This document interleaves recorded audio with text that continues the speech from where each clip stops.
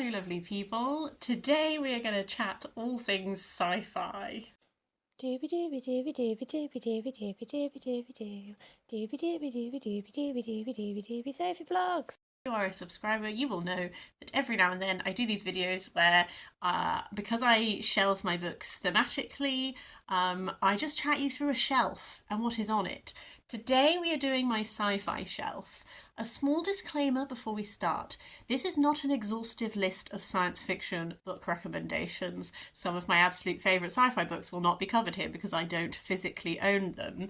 This is just me chatting you through the sci-fi that I physically own that lives on my shelf, what I think of it, why I like it. I'm also going to go in no particular order. I literally just have my two stacks and I'm just going to work my way through them, which means that we are starting with The Pastel City by John M. Harrison. This is a piece of sci-fi that my dad lent me. He actually lent me, there is like a combined edition that is 4 Veracomian books.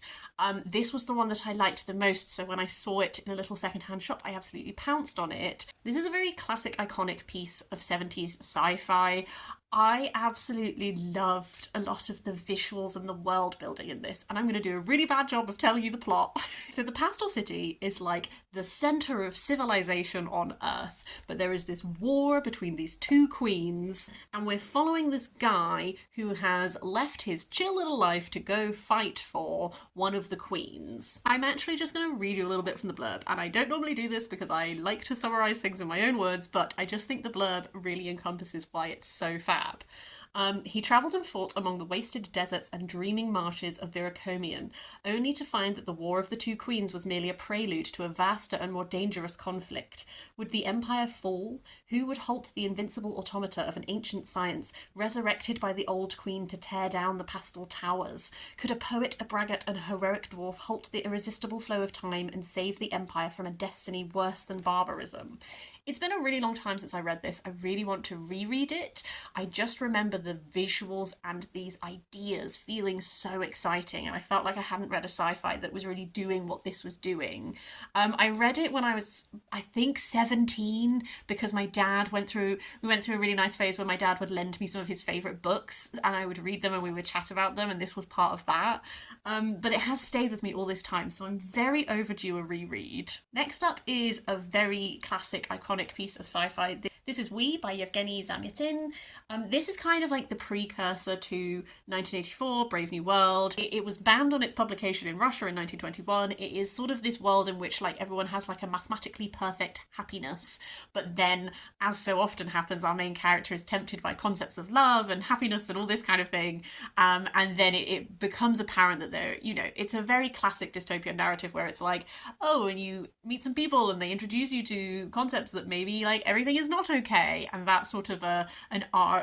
I recently lent this to my mum because she'd never read either 1984 Brave New World or this one, so she started with this one. She's just done Brave New World, or she's just about to do 1984, and she's really enjoying herself. And yeah, if you haven't read it yet, it is a very iconic piece that will definitely is interesting to read and then think about 1984 and Brave New World and the conversation that they're all happening and how each one interprets what is dangerous and all that kind of thing. It's very cool.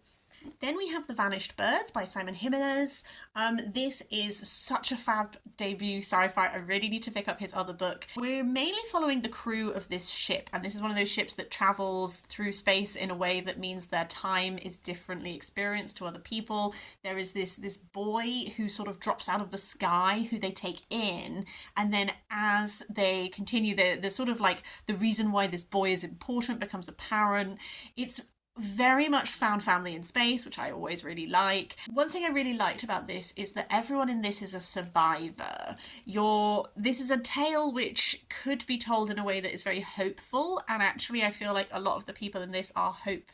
They don't have hope because they've been through very terrible things, but they do have the ability to persevere and the ability to keep going, and they the emotional highs and lows of this book, I just absolutely loved it. Tower by Bae Myung-hoon, which is translated by Sung Ryu, is a interconnected series of short stories, and they all take place within this tower. This tower is like a sovereign state, and it's at war with another country, and different short stories are kind of exploring different things. There's a lot in this that is to do with power and how power manifests and how power, like one of my favorite short stories in this is literally like these scientists who are trying to apply a formula to figure out who the most powerful people in the building is, but the variable is that there's this dog and they don't know whether to count the dog in it or not. It has those elements of farce and absurdity to it. It is making interesting political commentary. The writing style is definitely one of those where it's not very florid, it's a bit more sparse, but I think some of the ideas and what it is exploring are really fun. We have The Light Brigade by Kameron Hurley. This is set during this war between Earth and Mars, and our main character is part of the Light Brigade, which is this the soldiers who are sent sort of traveling, they get broken down and they travel like through the speed of light to Mars or to wherever the battle is, but things go wrong and they come back wrong, and our main character is experiencing time differently to everyone else, and as such you're jumping around through different moments of time non-chronologically, and just like our main character, you're also trying to figure out like what is happening, in what order did things happen, and can this conflict ever end. It's very much one of those conflicts between like the world is now owned by great corporations and corporations benefit from always being in conflict. So yeah, it is quite a hard read at times because it doesn't shy away from like the real like realities of war and how hard that is, but it is a very cool piece of sci-fi. You're going to find in here books that I'm like, do I even need to recommend this? Everyone already knows about it. This is How You Lose the Time War by Amal, Al-Mohtar and Max Gladstone. Surely everyone has read this by now. It is alternate chapters from the perspective of two people who are on the different sides of a time war. They are communicating, they kind of fall in love. It's very beautiful writing. I absolutely loved it when I read it. A book that I am overdue a reread for is The Three Electroknights by Stanislaw. Someone bought this for me in a work Secret Santa, and boy, they did hit. This is a selection of very short stories by Stanislaw, which are exploring different sci-fi concepts. It's 4 miniature space epics featuring crazy inventors, surreal worlds, robot kings, and madcap machines. I have always meant to explore this author further, and if you have recommendations of where I should go, do let me know, because this is a great reminder to me that I haven't actually done that yet. Another series that I don't think I need to really spend a lot of time talking about because everyone does know and love it is the 5th season trilogy. I think this is just absolutely spectacular. The first book, the 5th season, has multiple different perspective characters, and we are set in this world that is destructive. You have these people called Origines who can control like movements of the earth, and as such they're really feared and people persecute them. And we have someone whose husband has killed their child and stolen her daughter, and she is off on a journey to find him. It becomes so much bigger than that. I just think it's absolutely spectacular. Another one that I am absolutely overdue a reread of. Just stonkingly good. I had slightly more mixed feelings of is Light from Uncommon Stars by Ryka Aoki.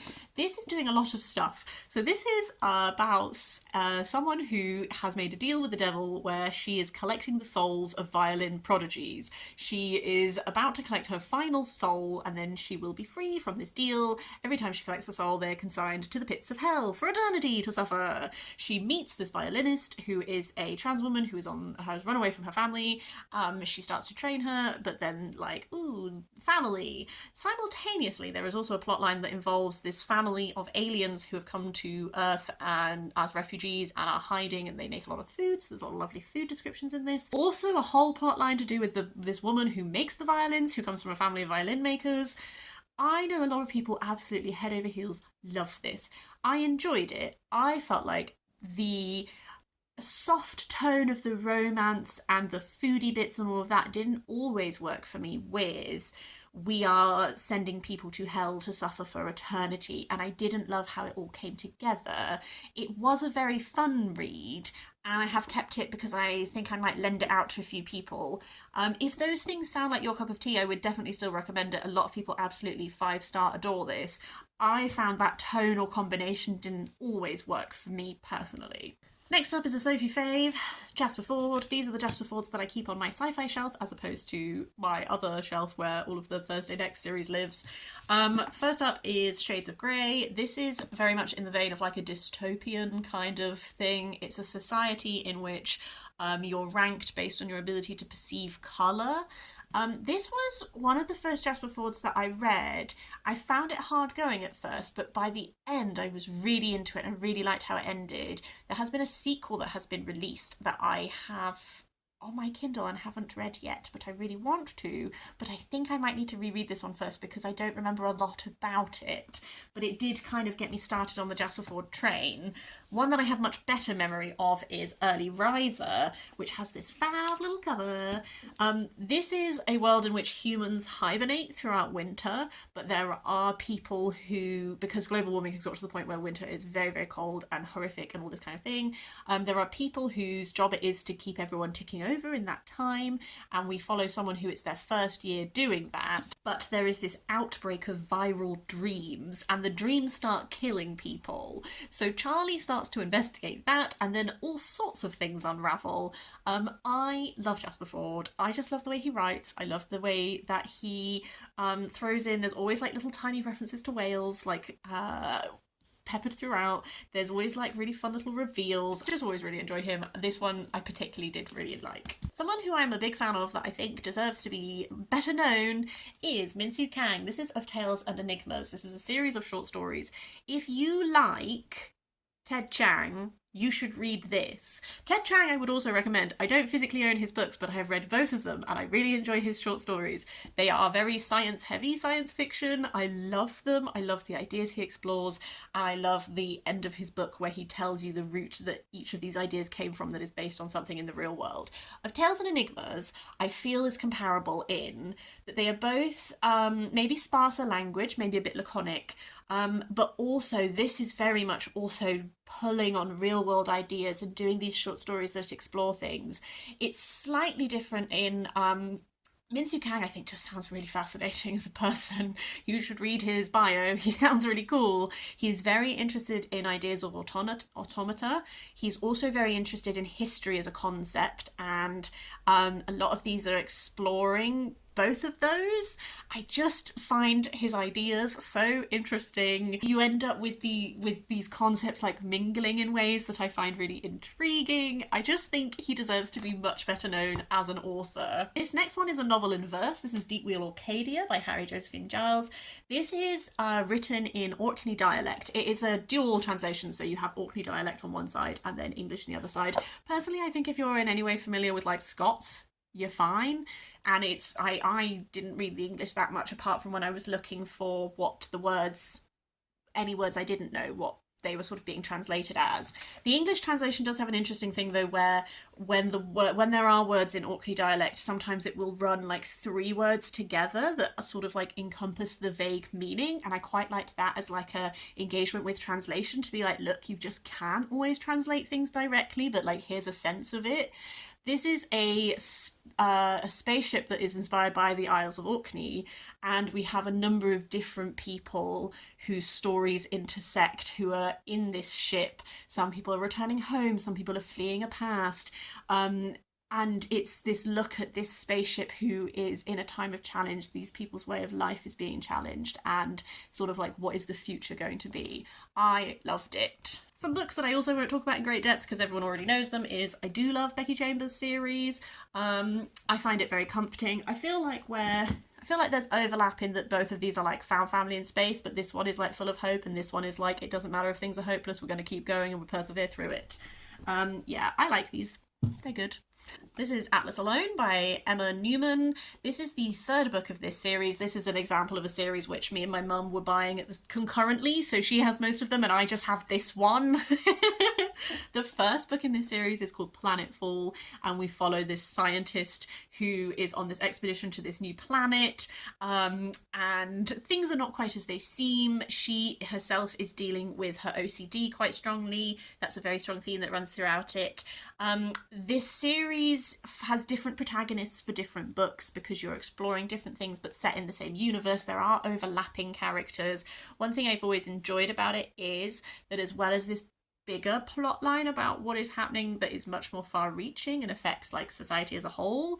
There are these really personal stories, like in the first book we have a protagonist with OCD, we have other characters who are exploring different topics and different things, and I always really like that about Emma Newman. In The Watchful City by S. Shu-Yu Lee, this is another series of sort of interconnected short stories in that you're from the perspective of this extrasensory human who is tasked with observing the Watchful City and keeping an eye on everything via this like thing called the Gleaming. But then this mysterious stranger enters and they have a cabinet of curiosities and they offer to tell tales based on the things in the cabinet. So it's a little bit like 1001 Nights Scheherazade in that all of these tales as they unspool like are connected to each other and there are things that run throughout, and I'm a sucker for that kind of thing.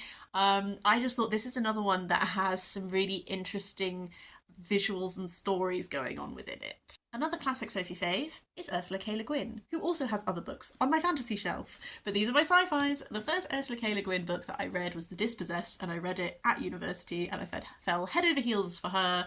I really need to buy it, I really need to reread it because I don't remember it very well, but I remember it being about a very political sort of a society where the story was very political about like contrasting political parties and all that kind of thing. I don't remember it very well now. These two are The Lathe of Heaven, where we follow this guy called George, who is very, very ordinary, apart from his dreams have the power to change reality. And he starts going to see this, like, psychotherapist, is it a psychotherapist? Psychiatrist, who is initially skeptical, and then, as he becomes aware that this power is true, starts to manipulate George for his own means. The other one is The Left Hand of Darkness, which is very, very famous, where we follow this guy who is an ethnologist who is observing this world. The people are all androgynous, they become male or female as they need to, and to be honest with you, most of it is like him making this really torturous journey across ice with this other person and like what they go through together and all that kind of thing.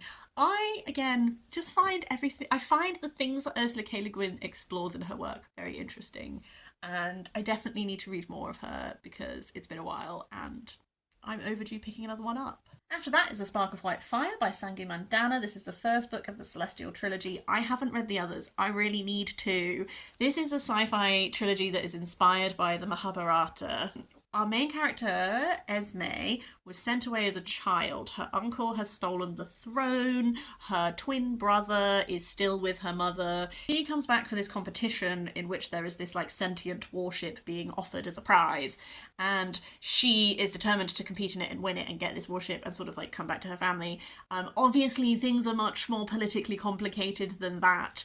I loved the combination of political scheming in this book and how that's all going with the family element. This did so many things that I loved so much. I am well overdue finishing the trilogy, but it is very much one of those ones that I would call like a space opera. It has some really fabulous, if you like sentient spaceships, definitely this. Also should mention Aliette de Bodard's Zuya series, which is a series of short stories that is set in a world that is as if Vietnam won the space race, and that also has sentient spaceships. Those ones are very much like short novellas. Often they are romance or they have some sort of like mystery thing. This is very much more of like a sweeping space epic. It's just if I'm talking about sentient spaceships, I can't not mention it. Another very well-known one is Station 11 by Emily St. John Mandel. This is sort of like a post-apocalyptic, like, been like a pandemic that has like taken out loads of people. Like, how do you survive at the end of the world? I don't actually remember it very well, but I do remember that Shakespeare has a very big part to play in it, which I like. Another author who I really like is Catherine M. Valenti. These are two of her sci-fis. Again, her other ones are on different shelves depending on the theme. These two are Radiance is another one that I really need to reread because this I remember being quite experimental in its form. We're following this woman whose father was a filmmaker, made these very like dramatic films. She is a documentary maker, she prefers truth. She has gone to Venus to do this documentary. Something goes wrong and her crew come back without her, and what is left of her is these like fragments and all that kind of thing.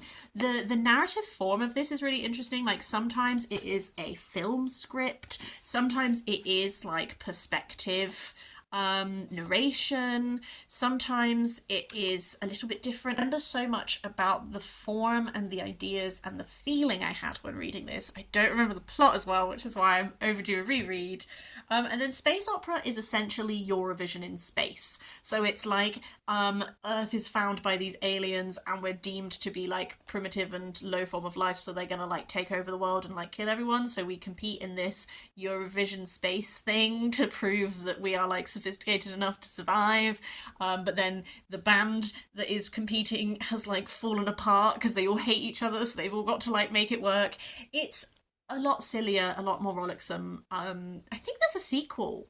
Haven't read that. Next up is The Genesis of Misery by Neon Yang. This is like Joan of Arc in space, except the sort of magic system is geology based, which is like ticking things off for me. Oh, and it also has like these giant mechas, which is where the geology stuff comes in. Very cool world in which, similar to medieval France, we have this real, like, the church as institution is the power center, but there is also a monarchy, and Genesis sort of becomes involved in this, and there's these gigantic mecha beings, which again, it's all tied to geology, and she is there's already going this rebellion against church and against monarchy and all that kind of thing, and she becomes embroiled in it, and she has these powers and all that kind of stuff. It is just, if you know about Joan of Arc, like if you know in like detail like some of the aspects of that,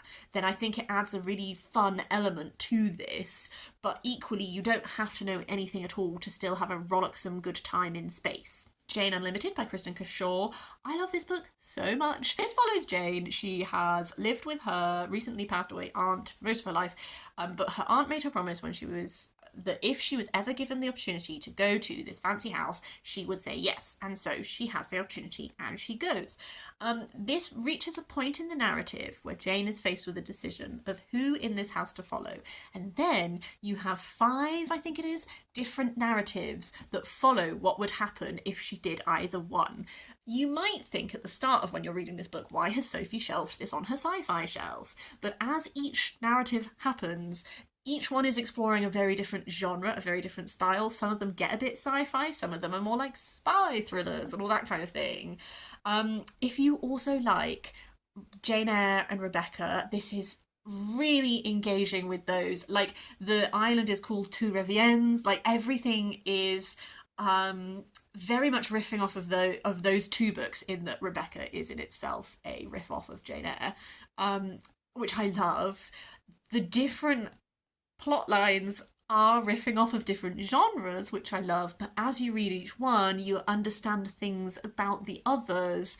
I just think that this is just such a fun read. Like, I love this book so much.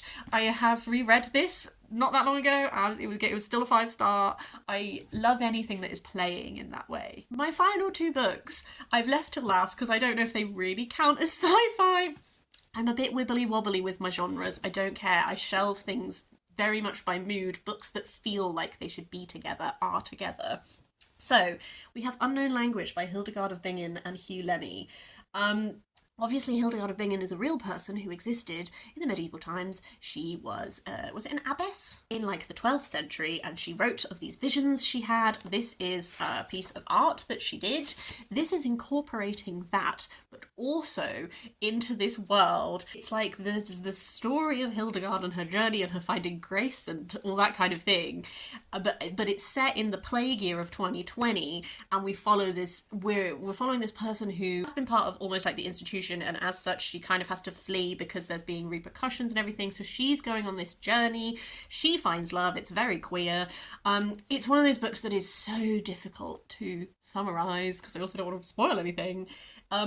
Never read a book like it. If you too want to mix like 12th century Christian mysticism with the plague and sci-fi ideas, because there's this whole extra bit as well that is about like amethyst caves and all that kind of stuff. It's weird and I loved every moment of it. And then this one, definitely isn't really sci-fi, but it kind of feels like it lives together with doing weird things, so I keep it there. And that's The Last Days of New Paris by China Miéville. This is set during World War II in Paris.